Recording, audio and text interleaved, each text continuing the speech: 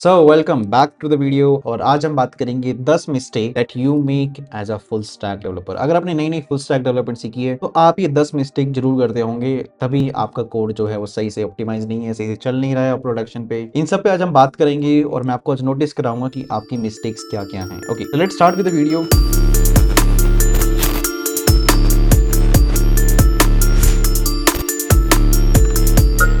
आपने कई बार देखा होगा कि जो आपकी एपीआईज हैं वो डेव में, मतलब कि जब तुम डेवलप कर रहे हो तब तो बहुत अच्छी चल रही है, पर प्रोडक्शन में जाते ही वो क्रैश होना शुरू हो जाती है, राइट? ऐसा क्यों होता है? देखो, production brings spikes, time out crashes and database overloads that never appear in development.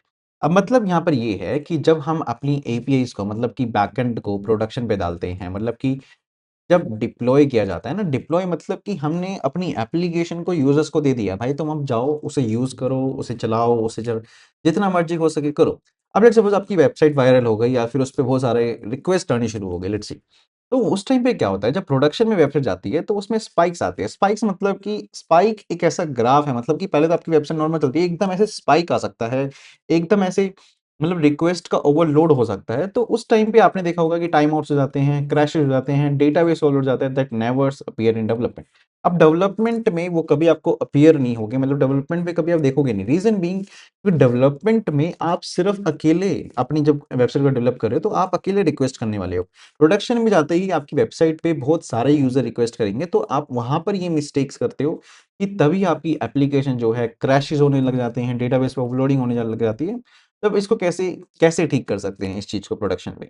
B defensive by default, validate all inputs. मतलब कि डिफेंसिव रहना है बाय डिफॉल्ट। डिफेंसिव का मतलब ये है कि आपको यूजर्स को ना फ्रेंडली नहीं मानना, कि आपके यूजर्स इज लाइक फ्रेंडली, आपको उनको फ्रेंडली नहीं समझना, ठीक है? फ्रेंडली समझने का मतलब ये है कि आप उनके इनपुट्स को चेक नहीं कर रहे, आप उनके आउटपुट्स को चेक नहीं कर रहे, आप उनको एनालाइज नहीं कर रहे हो, क्या इनपुट्स दे रहे हैं, क्या आउटपुट्स दे रहे हैं, ठीक है? तो आप इन चीज़ों पे क्या करो, अब एनालिसिस करना शुरू करो, मतलब कि उनके जो इनपुट्स हैं उनको वैलिडेट करो। वैलिडेट मतलब कि चेक करो कि क्या इनपुट सही दे रहे हैं वो। Enforce rate limiting. Rate limiting का मतलब है कि यहाँ पर अगर यूजर 10 से ज़्यादा रिक्वेस्ट मारता है तो उसको वहाँ पर क्या कर दो, स्टॉप कर दो। आप जैसे ये चीज़ करते नहीं होगे एज ए न्यू डेवलपर, इनको पता भी नहीं होगा कि रेट लिमिटिंग भी होती है। रेट लिमिटिंग क्या है? बेसिकली आप एक तरह से बोल सकते हो कि जैसे अगर कोई क्लाइंट जो है वो अगर सर्वर पे बहुत पागलों की तरह रिक्वेस्ट भेजे जा रहे थे, तो आपने देखा होगा ना कि जैसे आप यूट्यूब पे जाते हो और ऐसे ऐसे करते रहते हो, उससे होता क्या है कि समथिंग लाइक कि आप बार बार रिफ्रेश कर रहे हो, राइट? उसका मतलब क्या है कि आप सर्वर पे बार बार रिक्वेस्ट हिट कर रहे हो, ठीक है? आपको जब आप एक सर्वर डेवलपमेंट करते हो तो आपको क्या करनी है, रेट लिमिटिंग लगानी है। रेट लिमिटिंग का मतलब ये है कि क्लाइंट जितनी बड़ी रिक्वेस्ट करता रहे, बट सर्वर के पास एक रेट लिमिट है। मतलब कि जैसे कि आपने डिफाइन कर दिया सर्वर कि 10 रिक्वेस्ट ही आ सकती हैं 5 सेकंड के अंदर। इसका मतलब यहाँ पर ये है कि 5 सेकंड के अंदर सिर्फ 10 रिक्वेस्ट ही आएंगी। इससे ज्यादा रिक्वेस्ट आएंगी तो आपका सर्वर जो है उन्हें एक्सेप्ट करना बंद कर देगा। तो आपको हमेशा ये जो है रेट लिमिटिंग हमेशा यूज करनी है। और दूसरी चीज, आपको एग्रेसिवली टाइम आउट्स लगाने हैं। टाइम आउट्स मतलब कि अगर कहीं पे थोड़ा डिले रखो, थोड़ा डिले रखो, टाइम आउट्स लगाओ, ताकि हमारी जो है एप्लीकेशन ना सर्वर पे ना लोड ना आ जाए। देखो, अब जैसे हम वेबसाइट को जब डिप्लॉय करते हैं तो हमें क्या करना पड़ता है ना, अगर आप नई-नई स्टार्टअप ओनर हो या फिर आपकी बहुत नई-नई वेबसाइट है, तो आपको देखा होगा कि आपको 0.5 रैम मिलती है डिप्लॉय करने के लिए फ्री में, ऐसा कुछ मिलता है कि 500 एमबी रैम पे। अब आप खुद से देखो कि 500 एमबी रैम पे अगर आपने टाइम मोड्स नहीं लगाए, आपके इनपुट्स आए जा रहे हैं, रिक्वेस्ट आई जा रही है, तो आपका सर्वर वहाँ पर क्रैश हो सकता है, आपका प्रोग्राम क्रैश हो सकता है। तो इसलिए टाइम मोड्स लगाओ ताकि आपकी मेमोरी फ्री होती रहे। तो इसलिए प्रोडक्शन में ना आपको चीज़ें सीखनी है कि वैलिडेशन करनी है उनके इनपुट्स की, उनको रेट लिमिटिंग करानी है, एग्रेसिवली टाइम आउट्स लगाने हैं, ताकि थोड़ा आपकी एप्लीकेशन जो है क्रैशिंग होने से बच जाए, ठीक है? Always assume bad inputs from users and feeling dependencies from external service. आपको हमेशा अज्यूम करके चलना है कि आपके इनपुट्स जो हैं वो बैड ही आएंगे, ठीक है? और जो आपके एक्सटर्नल सर्विसेज हैं वो फेल हो सकती है। आप कभी भी ना, मतलब जब अपनी डेवलपमेंट करते हो तो आपको पता होता है कि आप कुछ ना एक्सटर्नल सर्विसेज पे डिपेंड करते हो। जैसे कि आज के टाइम में आपने सुना होगा कि क्लर्क नाम का एक वो होता है, ऑथेंटिकेशन टूल है, जिससे आप ऑथेंटिकेट कराते हो यूजर को। अब जब आप इनसे ऑथेंटिकेट कराते हो तो इसका मतलब ये है कि आपने थर्ड पार्टी सर्विस यूज करी, आपने खुद का ऑथेंटिकेशन सिस्टम नहीं बनाया, आपने थर्ड पार्टी सर्विस यूज करी। अभी थर्ड पार्टी सर्विस है, ये क्लर्क हैंडल कर रहा है आपकी, क्लर्क सारा कुछ ऑथेंटिकेशन देगा, तो आप ये सोच के हमेशा चलो कि third party service can failing, मतलब कि वो फेल हो सकते हैं। तो आप उस टाइम पे क्या करोगे, आप उस टाइम पे कैसे उसको हैंडल करोगे? तो आपको हमेशा ध्यान रखना है कि अगर आप कोई एक्सटर्नल सर्विस बनाते हो अपने डिप्लॉयमेंट में, अपने डेवलपमेंट करते टाइम, तो हमेशा ध्यान रखना है कि वो फेल हो सकती है और फेल अगर होगी तो उसका सॉल्यूशन क्या है। तो always take care about this. Prefer non blocking operations and implement circuit breakers to prevent cascading failures. मतलब कि हमें जो ऑपरेशंस लिखने हैं, हमें जो वैसा कोड लिखना है, तो हमेशा हमारा कोड जो है वो नॉन ब्लॉकिंग होना चाहिए। नॉन ब्लॉकिंग का मतलब ये है कि अगर यूजर ने 2 रिक्वेस्ट मारी है, रिक्वेस्ट 1 और रिक्वेस्ट 2, और रिक्वेस्ट 1 की वजह से रिक्वेस्ट 2 पे फ़र्क नहीं पड़ना चाहिए और रिक्वेस्ट 2 की वजह से रिक्वेस्ट 1 पे नहीं आना चाहिए। अब ऐसा हो सकता है कि यूज़र ने एक ही टाइम पे क्लिक कर दिया और एक ही टाइम पे सब्सक्राइब कर दिया। अब ऐसा नहीं होना चाहिए कि आपके क्लिक जब तक लाइक उसने करा है, मतलब एक टाइम पे यूज़र ने लाइक भी कर दिया, सब्सक्राइब भी कर दिया, लेट्स सपोज़ यूट्यूब पे देखते हैं। तो ऐसा नहीं होना चाहिए कि जब तक लाइक एक्चुअल में हो नहीं जाता तब तक सब्सक्राइब नहीं हो सकता, या फिर जब तक पूरा सब्सक्राइब नहीं हो जाता तब तक लाइक नहीं हो सकता, ठीक है? मतलब ऐसा हो सकता है कि क्लाइंट एकदम मल्टीपल रिक्वेस्ट आपको सेंड करे, तो आपकी जितनी भी कोड हैं वो नॉन ब्लॉकिंग होने चाहिए, मतलब उनको सर्वर पे ब्लॉक नहीं होना चाहिए कोई भी कोड, ठीक है? Always do this. अब नॉन ब्लॉकिंग के लिए अगर आप एक्सप्रेस यूज करते हो, वहाँ पे एसिंक्रोनस आप मतलब मोस्टली क्या होता है कि आप अपने डेवलपमेंट के टाइम पे एसिंक्रोनस कोड लिखो ताकि वो बैकग्राउंड में चलता रहे, ब्लॉक ना करे और कोड्स को। Choose performance over code purity in hot paths where milliseconds matter। देखो, आपको हमेशा ना परफॉर्मेंस पे ध्यान देना है। कोड प्योर हो ना हो वो बात की बात है, बट आपको हमेशा ध्यान रखना है कि आपकी वेबसाइट जो है वो परफॉर्म अच्छी कर रही हो। परफॉर्म इन द सेंस वो अच्छे से यूज़र हैंडल कर पा रही हो, हर एक यूज़र को कंसिस्टेंट आउटपुट्स दे पा रही हो, वो फेल नहीं कर पा रही। आपको परफॉर्मेंस पे ध्यान रखना है, ठीक है? ज़्यादा ये नहीं कि कोड प्योरिटी होना बहुत ज़रूरी है, बट कोड प्योरिटी से ज़्यादा आपकी परफॉर्मेंस मैटर करती है कि आपकी वेबसाइट परफॉर्म अच्छा कर पा रही है प्रोडक्शन पे। देखो, डेवलपमेंट पे आप जब लोकल पे अपने काम को चलाते हो, लोकल पे जब अपने सर्वर को चलाते हो, तब तो बहुत ईज़िली चलता था। वो आपकी सारी रिक्वेस्ट को हेलो हाय करता रहेगा, ठीक है? बट जब प्रोडक्शन में जाती है ना, जब बहुत सारे लोग उसे यूज़ करते हैं, तब एक्चुअल में फेल होती है। तो उस टाइम पे आपको इन सब चीज़ों का ध्यान रखना है, ठीक है? रेट लिमिटिंग लगानी है, वैलिडेट करना है ऑल इनपुट्स को, एग्रेसिवली टाइम आउट्स लगाने हैं। हम अज़्यूम करके चलना है कि आपके इनपुट्स बैड आएँगे, तो उनको हैंडल कैसे करना है? एक्सटर्नल सर्विसेज़ को कैसे आप हैंडल करोगे जब वो फेल हो जाएँगी? And all non blocking code application. चलो सेकंड मिस्टेक पे चलते हैं, जो कि हमारी schema mistakes cost more than bugs. मतलब यहाँ पर क्या है, डिजाइन, जब हम स्कीमा का डिजाइन बनाते हैं, मतलब अपने डेटाबेस का डिजाइन बनाते हैं, तो design is a business decision that impact scalability and maintainability. पता है क्या होता है यहाँ पे, इस लाइन का यहाँ पे ना बहुत तगड़ा मतलब यहाँ पर ये है कि जो डिजाइन है वो एक बिजनेस डिसीजन होता है। डिज़ाइन मतलब कौन-सा डिज़ाइन? मतलब कि लेट्स सपोज़ हमारे पास जब ये टेबल्स हैं, जब आप इन टेबल्स को बनाते हो, तो आपको पता होगा कि आप क्या करते हो, यहाँ पर एक रिलेशनशिप बनाते हो, राइट? तो बहुत कुछ आपने देखा होगा कि मोस्टली नॉर्मली क्या होता है कि बस आपने टेबल बनाई, रिलेशनशिप बनाई, आपको लगता है कि आपने डिज़ाइनिंग कर दी है डेटाबेस डिज़ाइनिंग की। But that is not the actual thing you did, okay? तो जब डेटाबेस की डिज़ाइनिंग कर रहे हो, तो आपको सोच के चलना है कि आपका database design is equals to business, जो आपकी वेबसाइट करने वाली है। अब लेट्स सपोज़ आपकी वेबसाइट ई-कॉमर्स करती है। आपने तो सोचा है कि ई-कॉमर्स कर रही है तो बहुत बेसिक डिज़ाइन है, एक यूज़र है, एक प्रोडक्ट है और कार्ट है, इन तीनों के बीच रिलेशनशिप होगी। बट आप रियल वर्ल्ड में जब हम आएँगे तो ये बिज़नेस है एक्चुअल में। प्रोडक्ट ई-कॉमर्स पे आप एक एक्चुअल बिज़नेस करने वाले हो, तो आपको डेटाबेस का डिज़ाइन ऐसे रखना है कि आपका बिज़नेस इम्पैक्ट नहीं होना चाहिए उससे। मतलब कि database design is equals to business, ठीक है? मतलब आपका डेटाबेस डिज़ाइन इतना अच्छा होना चाहिए कि आपका बिज़नेस हैंडल अच्छे से हो सके। मतलब कि अगर आपकी ई-कॉमर्स आप ऐप बना रहे हो, तो आपकी ई-कॉमर्स अच्छे से काम करे, ऐसा डेटाबेस डिज़ाइन होना चाहिए। देखो, normalise for integrity, don't denormalise for reads to balance the consistency and performance. Indexes are mandatory. Indexes आपने सुना होगा कि डेटाबेस के अंदर ना एक इंडेक्सेस वर्ड बहुत यूज़ होता है। ये इंडेक्सेस कभी आपने सोचा है कि ये इंडेक्सेस बेसिकली होता क्या है? इंडेक्सेस है क्या? इंडेक्सेस का सबसे बड़ा देखो यूज़ केस क्या होता है? अब लेट्स सपोज़ आपके पास ऐसे एक टेबल है, 2, 3, 4, ठीक है? एक टेबल आ गई लेट्स सपोज़ यूज़र्स की, ठीक है? और यूज़र्स के अंदर मुझे नेम फाइंड करने हैं। वैसे तो यूजर्स डेटा के अंदर बहुत सारा डेटा है, but I just want this name only. तो अगर मेरे पास इंडेक्स अप्लाई नहीं कर रखा होगा ना, तो मुझे क्या करना पड़ेगा, यूजर्स के सारे डेटा के साथ काम करना पड़ेगा। बट अगर मैंने इंडेक्स अप्लाई करा होगा, तो मैं सिर्फ डायरेक्टली नेम को फाइंड कर सकता हूँ इन यूजर्स। इतना तगड़ा फर्क होता है। इंडेक्स जैसे कि आपने सुना होगा, इंडेक्स जैसे आप कोई भी अगर बुक खोलोगे, तो बुक के सबसे पहले वहाँ पे क्या होता है कि इंडेक्स पेज होता है ना। इंडेक्स पेज से आपको पता क्या लगता है कि कौन सी चीज़ कौन से पेज पे है, राइट? तो आपको स्पेसिफिकली उस चीज़ को ढूँढने के लिए पूरे बुक को जो है वो पढ़ना नहीं पड़ता, राइट? आप डायरेक्टली क्या करते हो, इंडेक्स पेज नंबर पे जाते हो और वो डेटा कंटेंट उठा लेते हो, right? Same happens with database. आपको इंडेक्सेस ज़रूर अप्लाई करने हैं, ताकि आपका जो डेटाबेस है, उस पे कम से कम हम एग्जीक्यूशन कर सकें ताकि हम जल्द से जल्द अपना आउटपुट निकाल सकें, ठीक है? Indexes are mandatory, plan them strategically for query optimisation, मतलब कि क्वेरी मतलब कि डेटा जब हम निकालेंगे तो इंडेक्सेस अप्लाई होने चाहिए ताकि हमारा डेटा बहुत अच्छे तरीके से आउटपुट कर सके। Avoid dumping JSON everywhere as it sacrifice structure and queryability. अब कई बार क्या होता है ना, बहुत लोग जो है ना मतलब हर जगह पे ना जेसन जेसन जेसन भर देते हैं। जैसे कि अगर आपने पोस्टग्रेसql देखा होगा, पोस्टग्रेस के अंदर क्या होता है, एक फील्ड को आप जेसन सेट कर सकते हो। जेसन का मतलब यहाँ पर ये है कि वो जेसन का मतलब यहाँ पर ये है कि आप उसे कोई भी डेटा दे सकते हो, एनी डेटा दोगे, कोई भी डेटा वो हैंडल कर लेगी। ये शुरुआत में बहुत अच्छा लगता है कि आपने हर फ़ील्ड को या फिर मोस्ट ऑफ द फ़ील्ड को जेसन बना दिया, तो वो बहुत डायनामिक हो गई है।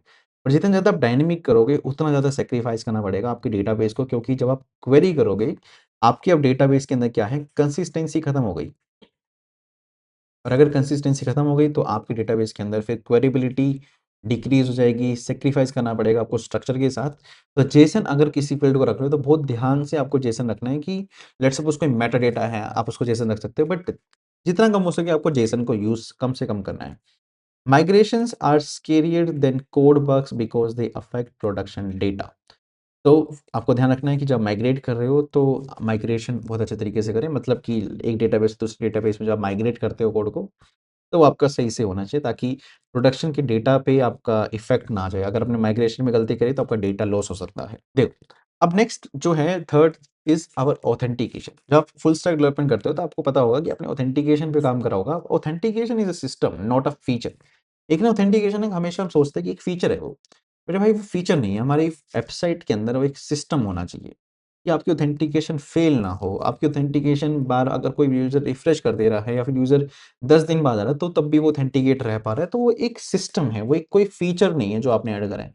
फीचर्स डिफरेंट होते हैं, ये सिस्टम है। सिस्टम मतलब कि तरीके से काम हो पा रहा है, आपका ऑथेंटिकेशन तरीके से काम कर रहा है, तरीके से काम करके आउटपुट दे रहा है, वो होती है ऑथेंटिकेशन, ठीक है?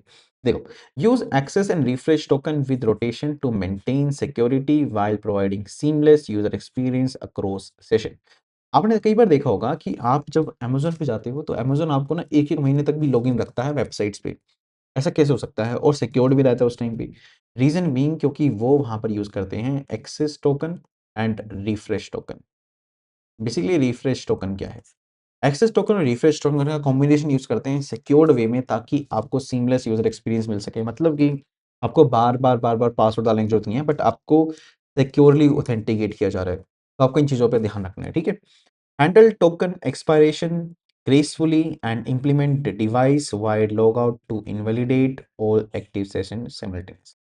अब देखो, टोकन एक्सपायरेशन आपको बहुत अच्छे से हैंडल करनी है कि अगर आपको कोई टोकन एक्सपायर हो जाता है, तो वो रिफ्रेश कैसे होगा? तो रिफ्रेश टोकन से होता है, तो वो आपको हैंडल करना चाहिए।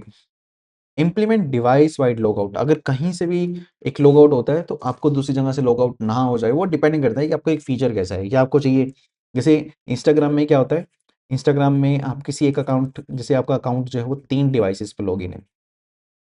तो आप एक डिवाइस से लॉग आउट करते हो, तो ऑटोमेटिकली आप चा कर सकते हो कि आप ऑडो से भी कर दो। तो वो एक क्या है कि आप क्या कर सकते हो, आप दूसरे डिवाइसेज़ पे रिफ्रेश टोकन को इनवैलिडेट कर दो या फिर उनका एक्सेस टोकन हटा दो। वो सर्वर एक ऑथेंटिकेशन सिस्टम आपको ऐसा बनाना है कि अगर आपको डिवाइस वाइड लॉग आउट करना है, तो वो हो सके, ठीक है? अगर एक और जब आप मल्टीपल डिवाइसेज़ में सेम अकाउंट लॉगिन होता है, तो उनके एक्सेस टोकन, रिफ्रेश टोकन सही से चल रहे हों।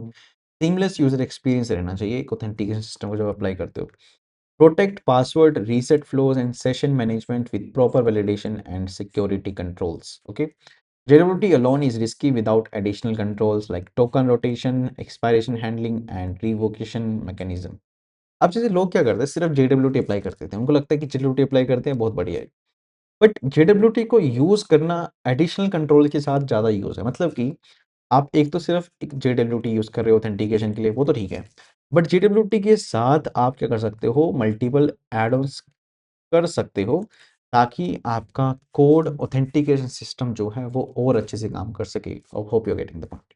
जैसे कि आप टोकन रोटेशन डाल सकते हो कि आपने क्या कर दिया, मोस्टली मतलब हर यूज़र के लिए टोकन जो है वो अलग-अलग रख दिए, रिफ्रेश टोकन अलग-अलग रख दिए। और जैसे ही 5 यूज़र के लिए जो JWT है, उनकी एन्क्रिप्शन जो है वो डिफरेंट है। अलग 5 यूज़र के लिए डिफरेंट है। तो बहुत सारे ऐड ऑन्स होते हैं, आप उनके बारे में सर्च करोगे तो आपको पता लगेगा। तो जेडब्ल्यूटी को सिर्फ जेडब्ल्यूटी यूज़ करना is not authenticate system, but जेडब्ल्यूटी के साथ मल्टीपल ऐड ऑन्स करो ताकि मोर सिक्योरिटी आपको मिल सके। Stateful logout requires more infrastructure than login because you must track and invalidate tokens across distributed system. I hope you got this point. Okay. Authentication is a system, not a feature. Okay, next चलते हैं हम। तो भाई चौथा है state management at scale. देखो, state represents business logic and data flow, not UI rendering concerns. देखो, state ना सर्वर साइड भी होती है और स्टेट होती है फ्रंट एंड साइड भी। तो स्टेट जो है ना एक बिजनेस लॉजिक को रिप्रेजेंट करती है, डेटा फ्लो को रिप्रेजेंट करती है, ना कि यूआई के रेंडरिंग कंसर्न्स को। देखो, हमारे पास मोस्टली जो लोग पढ़ाते हैं स्टेट को ये पढ़ाते हैं कि स्टेट अपडेट होगा तो यूआई अपडेट होगा, राइट? ऐसा कुछ पढ़ाया जाता है। बट स्टेट को आपको ना बिजनेस लॉजिक समझना है कि स्टेट एक बिजनेस लॉजिक रिप्रेजेंट करता है, एक डेटा फ्लो को रिप्रेजेंट करता है, ना कि यूआई के रेंडरिंग कंसर्न्स को। Okay, always remember, distinguish between local component state, global app state and server cash state. तीन तरह की स्टेट जैसे मैंने बताया कि सर्वर साइड भी होता है, ग्लोबल ऐप पे भी होता है और कंपोनेंट बेस्ड स्टेट भी होता है। तो इनके बीच में आपको फर्क समझ आना चाहिए। Prevent prop drilling to composition and avoid polluting global state unnecessarily. Global state को बार-बार पोल्यूट करना ज़रूरत नहीं है, प्लीज़ डोंट डू दिस। और प्रॉप ड्रिलिंग करना छोड़ दो आप। बहुत ज़्यादा अगर आप कंपोनेंट्स में डेटा को फ्लो कर रहे हो फ्रॉम पेरेंट टू चाइल्ड, बहुत ज़्यादा अगर आपका डेटा प्रॉप हो रहा है तो don't do this things please. Redux is often overused for server data that should live in specialized caching layers. React Query handles server state with built-in caching, synchronization and updates. तो Redux को use करो, React Query को use करो to handle API responsive perfectly. Okay. तो पांचवा है performance is about data flow. पांचवा जो गलतियां करते हैं वो है कि extra re-renders and n+1 queries dominate performance issues in modern applications. बहुत ज़्यादा री-रेंडर करना, बहुत ज़्यादा आप बार-बार कोड को री-रेंडर कर रहे हो तो आपकी परफॉर्मेंस उतनी ही दिक्कत करेगी।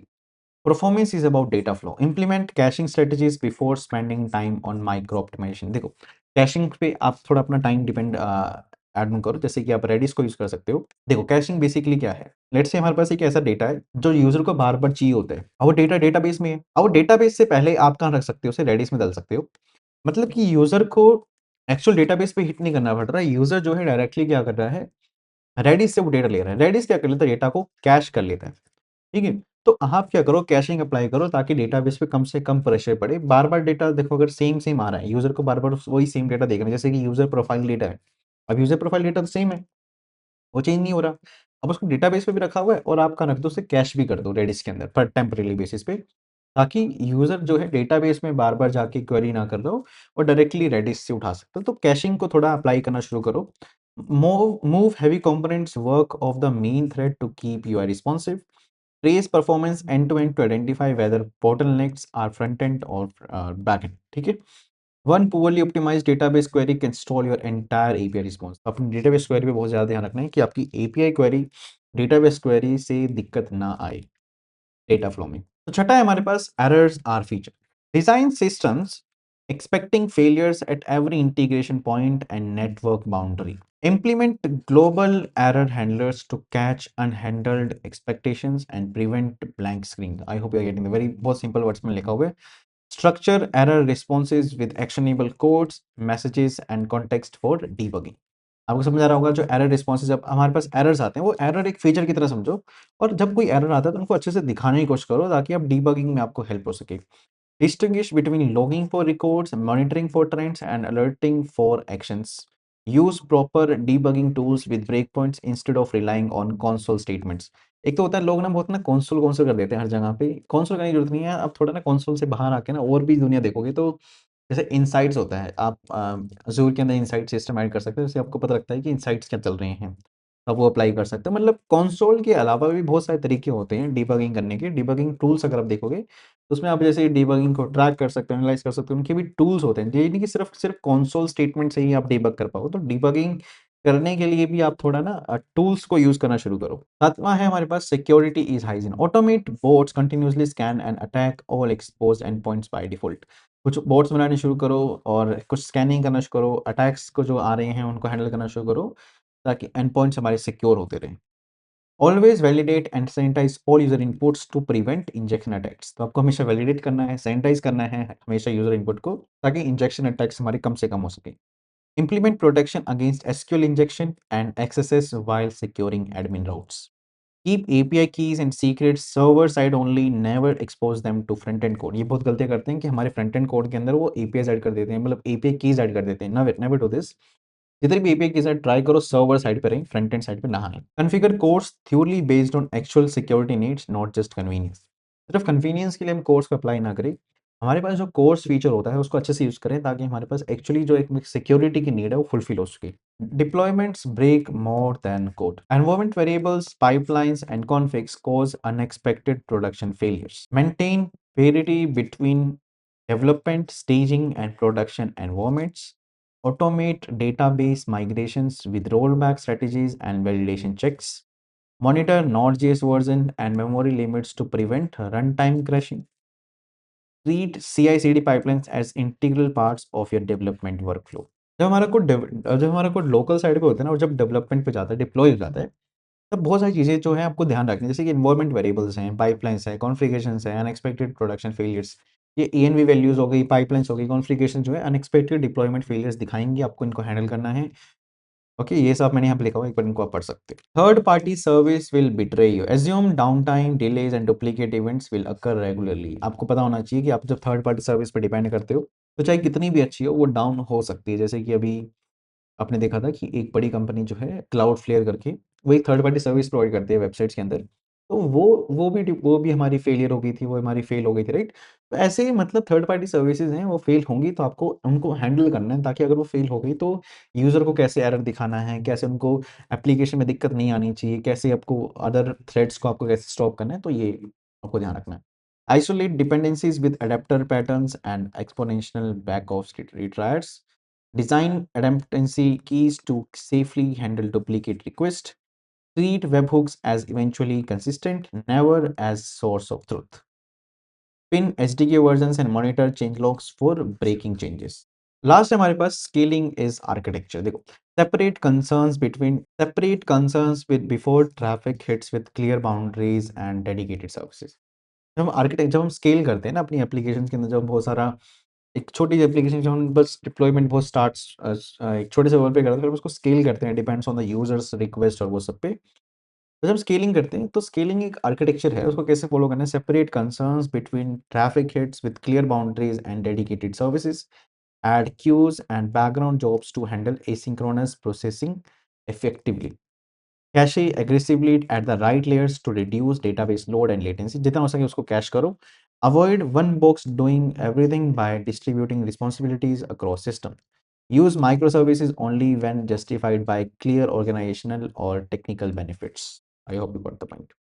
ओके, सो ये हमारी 10 यहाँ पर प्रॉब्लम्स थी। I have given you the solution. अब मुझे आप कमेंट करके बताना है कि आपको किस स्पेसिफिक सॉल्यूशन पे एक्चुअल में कोड चाहिए। मैं आपको उस स्पेसिफिक सॉल्यूशन पे कोड करके दिखाऊंगा। I will show you the code things. Okay, ये जस्ट मैंने अभी थ्योरेटिकल आपको बताया है, आपको रियलाइज़ कराया है कि ये सारी फीचर्स और ये सारी गलतियाँ जो हैं आप करते हो और इनको कैसे आपको ठीक करना है। I hope you got the point. तो 10 real worlds full stack problems no one teaches you. Okay, let's meet in the next video. अगर आपको मेरे से कनेक्ट करना है, मेरे पर्सनल कोर्सेज में अगर आपको ज्वाइन करना है, तो इस नंबर पे आप कॉल कर सकते हैं। I will add you in the full stack front end back end courses. Bye bye.